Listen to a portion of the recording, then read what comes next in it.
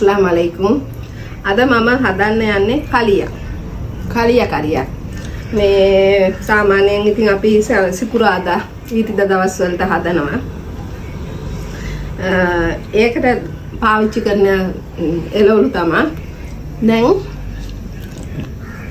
මෙතන තියෙන අලු කෙසෙල් බෙදලා මම පොඩ්ඩක් කියන්නේ අලු කෙසෙල් බෙදලා තියෙනවා. අල කෑලි බෙදලා තියෙනවා.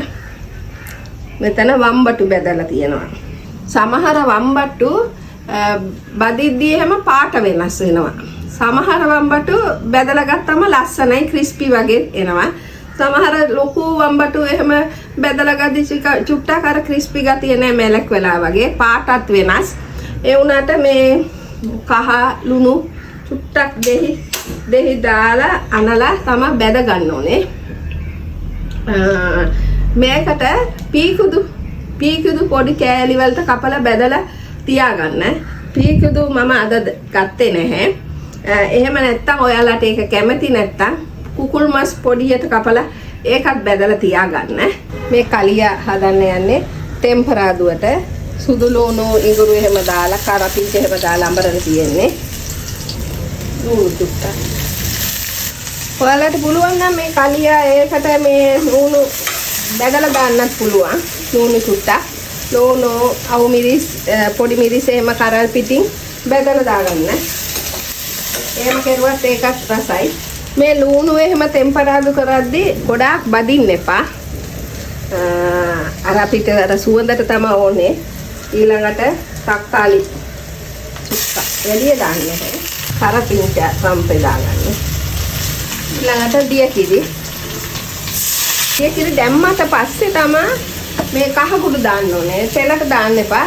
තෙලට කහ කුඩු මිරිස් කුඩු දැම්මම නිකන් පිච්චෙනවා වගේ.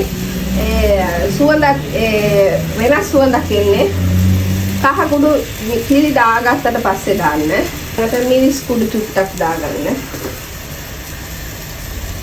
ගොඩක් දාන්න එපා. කරගත්තු සූදුරු කොත්තමල්ලි චුට්ටක් ගොඩක් දාන්නේ. දැන් අපි ඉස්සෙල්ලාම දානවා නම් මේකට මේ දිය කිරි වලට දාන්න ඕනේ පීකුදු බෙදගත්තු පීකුදු දාන්න ඕනේ. අල දාගන්න අල කෑලි. මම පීකුදු දාලා නැහැ. දැන් අල කෑලි දාන්නේ. අලු කෙසෙල් බෙදපුව දාලා තියෙනවා. ඉතින් ඒවා ඔයාලට කැමති නැත්තම් උඹලා කඩ දාගන්න. උඹලා කඩ කෑලි වගේ හිටින්න ඒවා දාගන්න. දැන් අපි බෙදගත්තු වම්බටු දාගන්නවා. පොල් කිරි දාගන්න.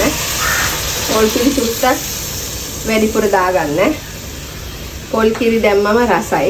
සුවඳ කුඩු චුට්ටක් දාගන්න. සුවඳ කුඩු ඒක අපි හදලා තියෙනවා අපේ ප්‍රොඩක්ට් එක. ඔයාලට ඕනේ නම් මැසේජ් එකක් දාන්න. මේ වගේ ඔයාලට ඕන අපි කොරිය කරනවා. එහෙම ඕනනම් ඔයාලා කියන්න. අපි මේ ඔයාලට කොරිය කරලා එවන්නම්. මෙතන චුට්ටක් දෙහි ගොඩක් නෙමෙයි චුට්ටක් දාගන්න.